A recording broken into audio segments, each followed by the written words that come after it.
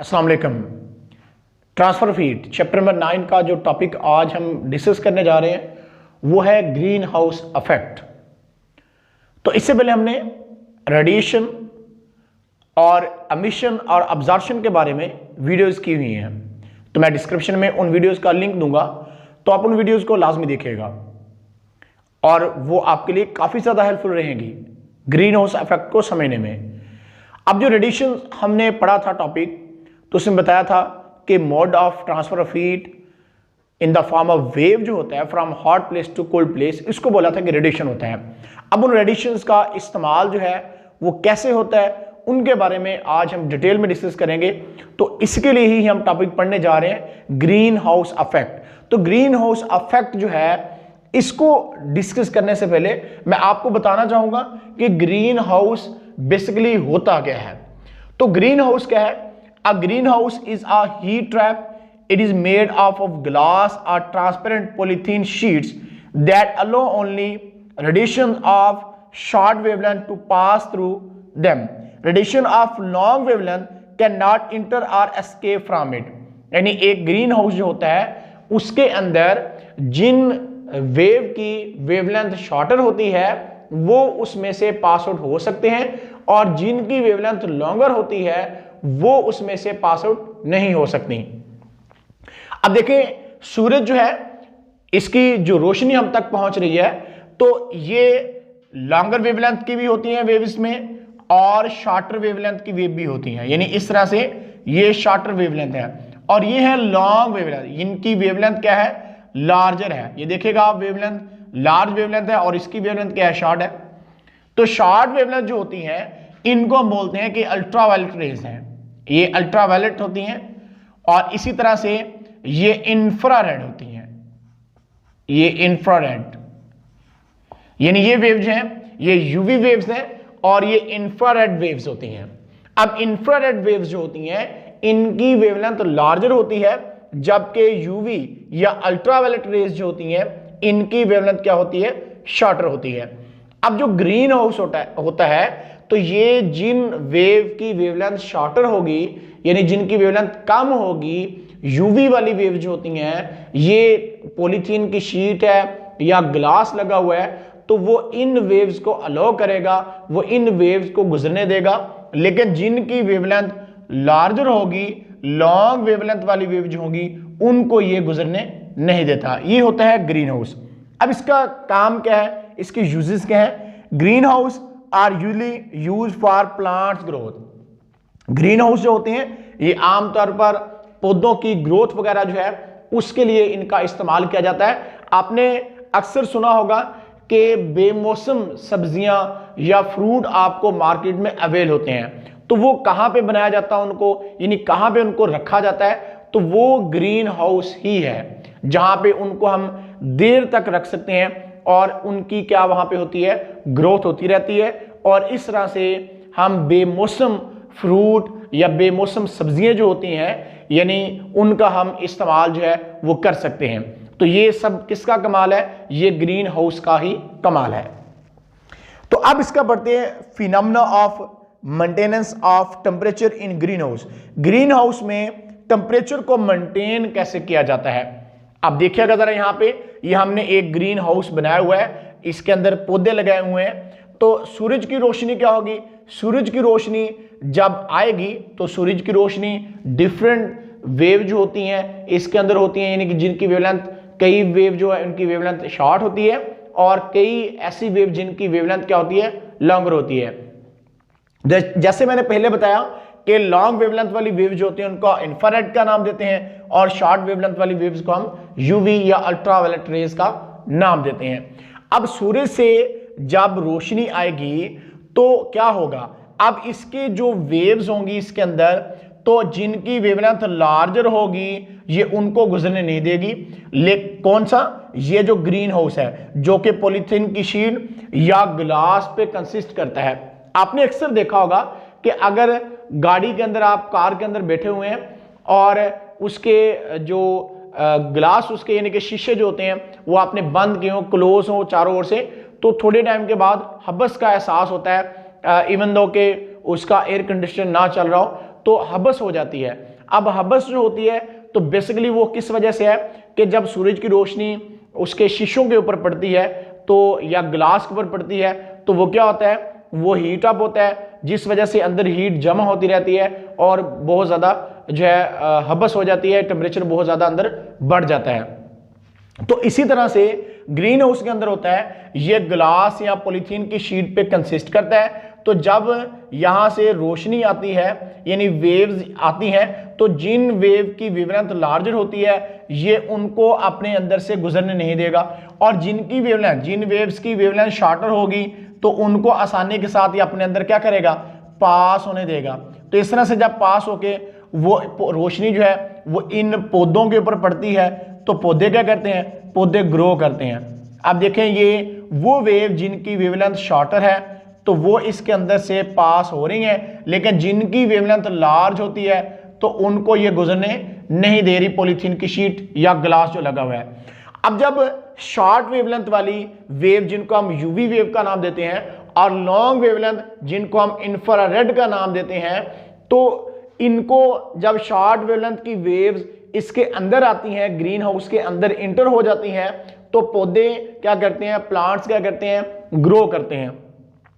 तो अब जब रोशनी इसके अंदर ये यूवी रेज जमा होती जाएंगी, यूवी वेव्स जमा होती जाएंगी इसके अंदर बहुत ज्यादा, तो फिर इससे क्या होगा कि यहाँ पे बहुत ज्यादा हीट जमा होनी शुरू हो जाएगी, और जब ये हीट खारिज होगी तो इसकी वजह से क्या होगा, अब ये वेव जो होती हैं इनकी वेवलेंथ क्या हो जाती है, लार्जर हो जाती है। जब इन वेव की वेवलेंथ लार्जर हो जाएगी तो हमने बताया था आपको कि ग्लास या पॉलीथीन शीट जो है ये लॉन्गर वेवलेंथ को अपने अंदर से पास आउट नहीं होने देती, क्योंकि शॉर्ट वेवलेंथ की बहुत सी वेव्स इसके अंदर आ गई हैं तो इसके अंदर बहुत ज्यादा हीट जमा हो गई है, जिस वजह से अब इंफ्रारेड वेव्स जो है वो बनना शुरू हो जाती हैं, यानी लॉन्गर वेवलेंथ की वेव्स बनना शुरू हो जाती हैं। तो अब वो वेव इस पॉलीथीन शीट या ग्लास के अंदर से गुजर नहीं सकती। हमने जिस हीट को शॉर्टर वेवलेंथ जो थी, जिन वेव्स की, यूवी वेव्स की जिसकी मैं बात कर रहा हूं, अल्ट्रावायलेट वेव्स जो हैं, तो इनकी वेवलेंथ शॉर्टर थी तो ये अंदर आ गई थी और अंदर बहुत ज्यादा हीट को हमने क्या कर लिया था, ट्रैप कर लिया था। यानी ये हीट को ट्रैप करने का भी एक मेथड आप समझ लें। अब जब हीट बहुत ज्यादा अंदर ट्रैप हुई तो इस वजह से यहां पे इंफ्रारेड यानी लॉन्गर वेवलेंथ की वेव्स बनना शुरू होगी।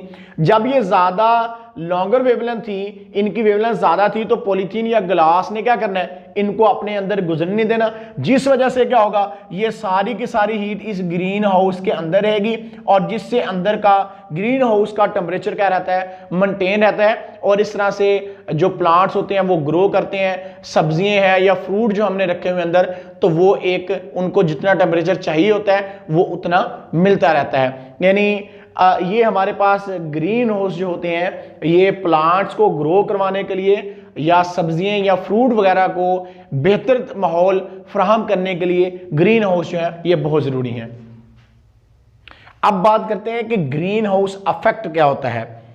तो हमने जैसे देखा कि ग्रीन हाउस के अंदर जब शॉर्टर वेवलेंथ यानी यूवी वेव्स आती हैं तो इस वजह से ग्रीन हाउस जो है इसका टेम्परेचर जो होता है वो बढ़ता जाता है।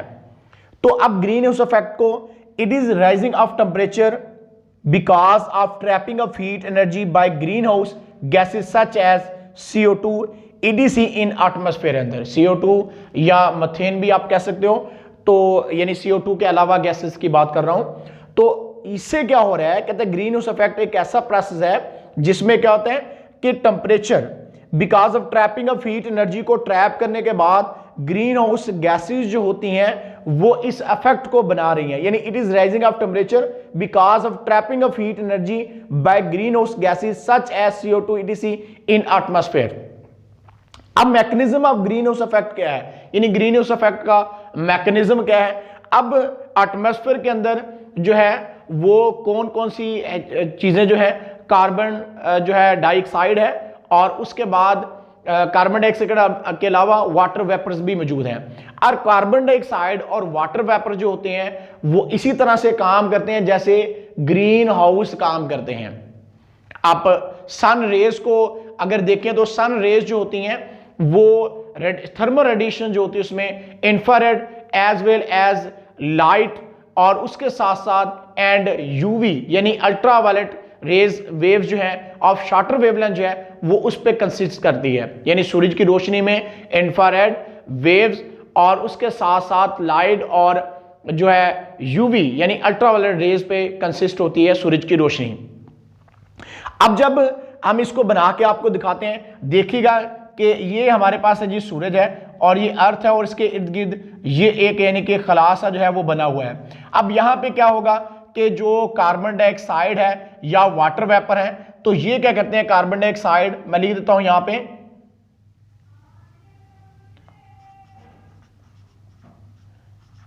Carbon dioxide water vapours.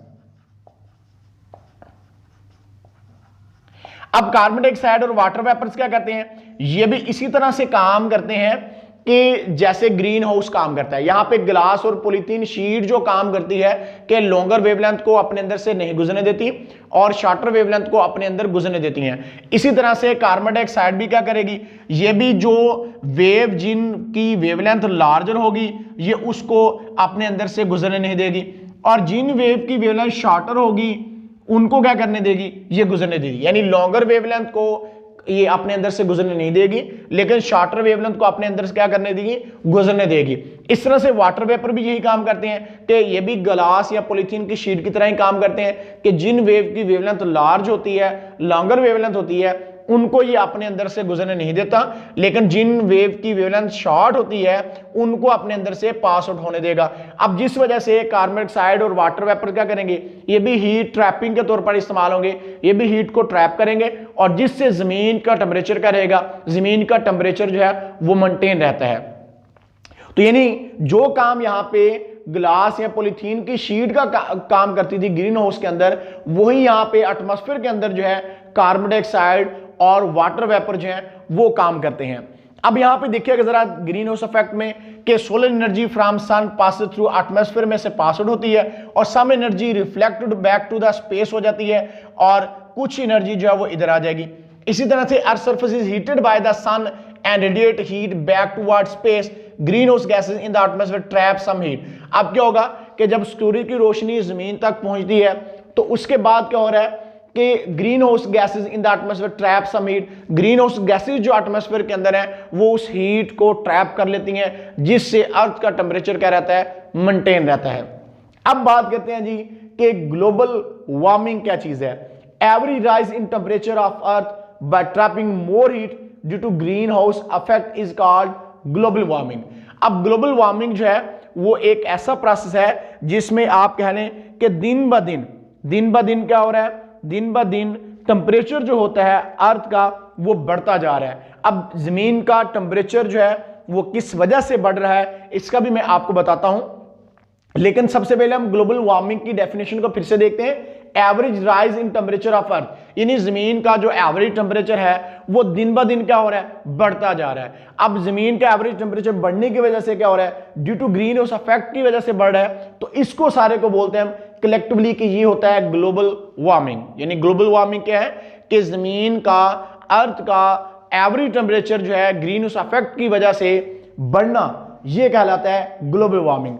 अब effect of green house in global warming जो है वो क्या होता है, यानी effect of green house effect जिसकी बात हम करें कि ग्लोबल वार्मिंग पे इसका इफेक्ट क्या होगा। अब कुछ सालों से क्या हो रहा है कि कुछ सालों से percentage of carbon dioxide increase हो रही है, यानी एक जो उसकी क्वांटिटी है उससे बढ़ती जा रही है, और इसकी वजह बर्निंग फॉसिल्स अदर फ्यूल जो है वो है, यानी अब बहुत ज्यादा व्हीकल्स का इस्तेमाल हो रहा है, बहुत ज्यादा गाड़ियों के इस्तेमाल की वजह से वो धुआं छोड़ रही हैं, जिस वजह से ये सारे अफेक्ट हो रहे हैं। और ये क्या कर रहे हैं, ये एवरेज टेम्परेचर अर्थ का क्या कर रहे हैं, बढ़ाते जा रहे हैं। अब इस तरह से जब टेम्परेचर मुसलसल बढ़ता जा रहा है तो जमीन के औसतन टेम्परेचर में क्या हो रहा है, इजाफा हो रहा है, और ये अमल ग्लोबल वार्मिंग के तौर पर जाना जाता है। और जिससे क्या हो रहा है कि जमीन की आबो हवा जो एक है, जमीन का जो एक एनवायरनमेंट है वो खतरनाक हद तक खराब होता जा रहा है, यानी जिसकी वजह से हम मुख्तलिफ किस्म की डिजीज़ का भी शिकार हो रहे हैं, यानी सूरज की जो एक ओज़ोन की लेयर है वो भी इससे तबाह हो रही है, और जिस वजह से वो रेडिएशन जो हमारे लिए बहुत ज़्यादा खतरनाक रेडिएशन है, जैसे इंफ्रारेड जो है हमारे लिए बहुत ज़्यादा खतरनाक रेडिएशन होती है, वो भी अर्थ तक पहुँच रही हैं, और जिस वजह से हम मुख्तलिफ किस्म की डिजीज़ का जो है वो शिकार हो रहे हैं, और इन्वायरमेंट भी हमारा बहुत ज़्यादा इस वजह से ख़राब हो रहा है। तो ये था हमारा आज का जो टॉपिक ग्रीन हाउस इफेक्ट क्या होता है, और इसमें हमने ग्लोबल वार्मिंग जो है इसके बारे में आपको बताया, और इसका effect of green house in global warming पे, यानी ज़मीन का जो ओशन टेम्परेचर बढ़ता जा रहा है इस पे इसका इफेक्ट क्या होता है ये भी हमने आज आपको बताया। तो आज के लिए इतना ही, फिर मिलेंगे इंशाल्लाह, तब तक अल्लाह हाफिज़।